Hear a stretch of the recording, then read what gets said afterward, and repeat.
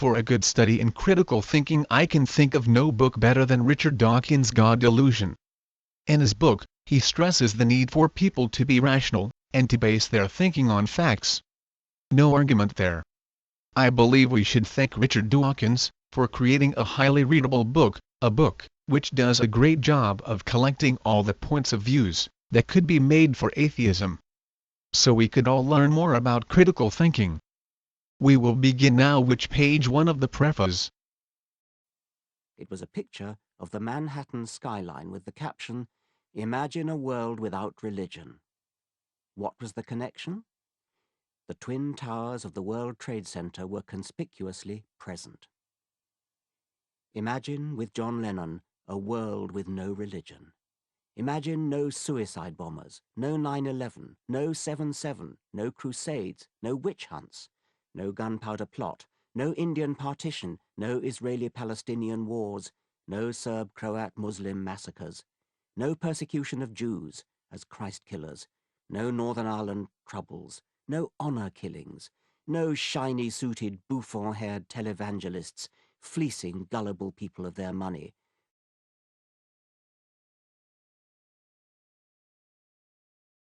One, poisoning the well. 2, enthymeme.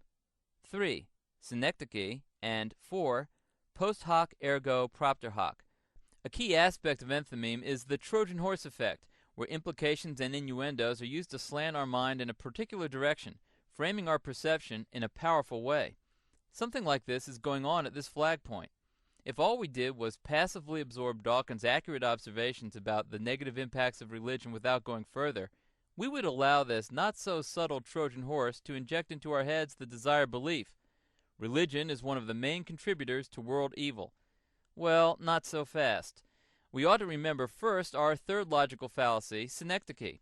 Before we allow the presentation of a few accurate observations to get us to jump to a massive conclusion, we need to remember that observations may be accurate without being complete. Dawkins himself earlier alluded to this. From the start, I didn't like the title. Religion is not the root of all evil. To come to this conclusion that religion is basically evil, we would have had to have taken account all the observations we could have made which are relevant to the main conclusion. And here, at least 2 important observations have been left out. Before we can jump to any conclusions about how religion is bad for the planet, we can't just make observations regarding the bad things for which religion is responsible. We also have to make 2 other observations. First, the good things for which religion has been responsible, and second, the bad things done by humanity for which religion is not responsible, which would demonstrate that these negative consequences have a non-religious origin that could be attributed to psychological, sociological, and/or anthropological factors. Let's go to the first observation we should have made regarding the good things which have occurred on the planet which we can attribute to religion. We should have made this observation because a balanced viewpoint entails considering positive as well as negative consequences. And as it turns out, there are countless numerous positive consequences of religion. Yes, religion can give us a terrorist, but it can also give us Mother Teresa. It can give us leaders of genocidal war campaigns, but also people of peace like Martin Luther King, Bishop Tutu, Gandhi, and William Wilberforce, the Christian member of Parliament responsible for abolition of the British slave trade. Yes, there have been armies of conquest, but there have also been armies of people volunteering in homeless shelters, in soup kitchens, volunteering to help in all kinds of natural disasters. Armies of good, not evil. In this context, it is also important to note that while the acts of violent religious armies have been recorded by history, the acts of goodwill and peace by the nonviolent armies have not had the same treatment. So let's be fair here. Religion isn't all bad, not by any means. But then there is a second and perhaps more pertinent counter-observation.